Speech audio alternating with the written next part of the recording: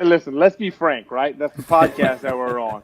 Um, I came down to two schools for me when I was being recruited. I got recruited and offered by everybody in the state except LSU. I got recruited hard up until about December of that year. And I got recruited by Duke and West Point and things of that nature, but I didn't want to go that far away. And it came down to two places, and it was Tulane, and at the time it was Southwestern Louisiana. And really and truly, it came down to two coaches in my eyes. It came down to Frank Monica and Louis Cook, two legends in coaching football. Louis still coaching, and Coach Monica, there's no doubt he could still coach. But I visited Tulane, and I went with every intent to commit on that Saturday in December, Sunday in December.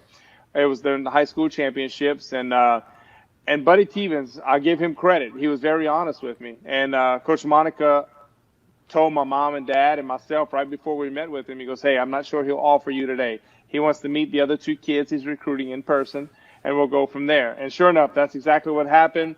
And driving back from New Orleans, I remember thinking to myself, well, if Coach Stevens needs to meet the other two before he offers me, then I'm not his guy. Because if I'm his guy, he's going to offer me.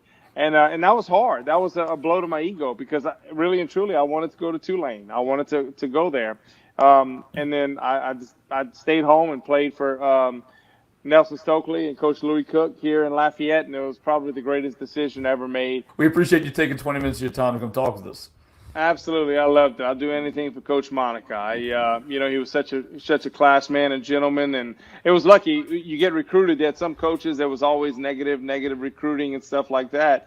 And the two schools I wanted to choose from, the two guys never recruited negatively about anybody else. It was a relationship. It was a conversation. I'm still friends to this day. So that's something I really appreciated, and I always kind of kept that in my mind.